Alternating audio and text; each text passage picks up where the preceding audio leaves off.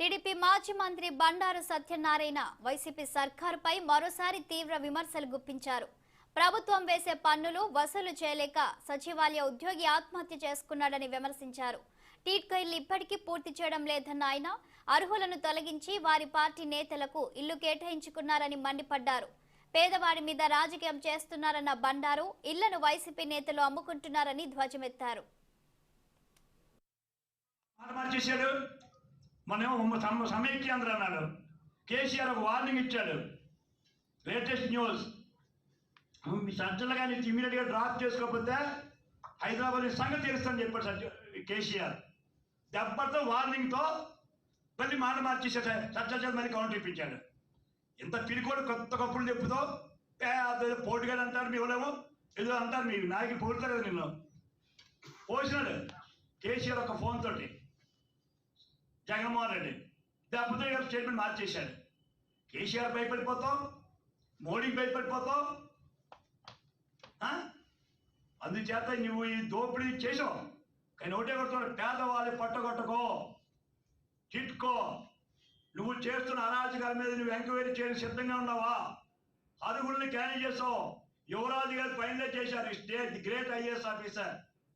2 హరణాలు నీ దగ్గరే పనిచేస్తున్నాడు. పంచ ఆఫీసరు ప్రవీణ్ కుమార్ నీ దగ్గరే పనిచేస్తాడు. 2 కలెక్టర్ కూడా ఇచ్చావు నువ్వు. మరి వాళ్ళు ఇచ్చిన ఆర్డర్ ఏమంటావు? వాళ్ళు సస్పెండ్ చేస్తావు నువ్వు?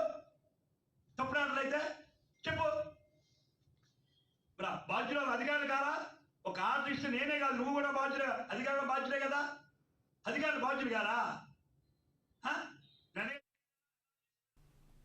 తెలుగు జాతికి జరుగుతున్న అరాచకాలను ప్రశ్నిస్తూ తెలుగు శక్తి ఫౌండేషన్ నిర్వాహకులు బీవీ రామ్ చేస్తున్న కృషి అభినందించదగ్గ విషయమని టీడీపీ రాష్ట్ర ప్రధాన కార్యదర్శి గౌతు శిరీష పేర్కొన్నారు.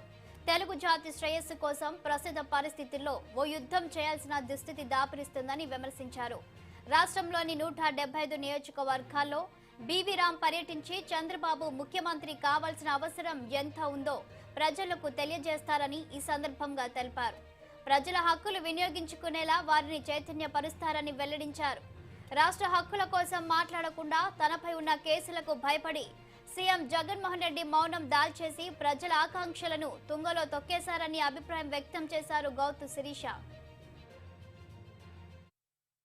మొదటిసారి తెలుగు శక్తి అని ఒక ఫౌండేషన్ స్థాపించి ఈరోజు తెలుగు రాష్ట్రాలకి తెలుగు జాతిని నాశనం చేయడానికి జరుగుతున్న అన్ని రకాల అరాచకాలని తనదైన శైలిలో ప్రశ్నిస్తూ ఇటు రాష్ట్రంలో నుండి ముఖ్యంగా అమరావతి రాజధానికి, అమరావతి రైతులకి కూడా తనదైన సహకారం అందిస్తూ అమరావతి యొక్క ప్రాముఖ్యాన్ని, రాజధాని ఒక్కసారి వస్తే మార్చే హక్కు ఏ ప్రభుత్వానికి ఉండదు అని ఈరోజు రాజ్యాంగ పరంగా మనకిచ్చిన హక్కుల్ని ప్రజలకి గుర్తు చేస్తూ 175 నియోజకవర్గాల్లోని రేపు ఉదయం చంద్రబాబు నాయుడు గారు ముఖ్యమంత్రి కావాల్సిన అవసరం ఉంది. 175 నియోజకవర్గాల్లో తెలుగుదేశం పార్టీ గెలవాలి.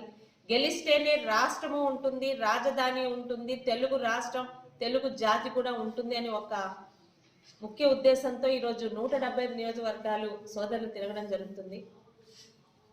ఆయన కృషి ఒక్కటే, ప్రజలు వాళ్ళకి ఇచ్చిన హక్కుల్ని ఉపయోగించుకోవాలి, వాళ్ళ విధులను నేర్చుకోవాలి. రాష్ట్రం పట్ల, ప్రజలకి కూడా సమాజం పట్ల ఒక బాధ్యత ఉంది. ఈరోజు జగన్మోహన్ రెడ్డి గారు ఎన్ని అబద్ధాలని ప్రజలకి ఇచ్చి నమ్మించి అధికారంలోకి వచ్చారో అందులో ఒక్కటి కూడా సరిగ్గా నెరవేర్చకుండా, ఒకటి ఇవ్వాలంటే ఇంకొకటి తీసేస్తామంటూ ఈరోజు సంక్షేమ పథకాలు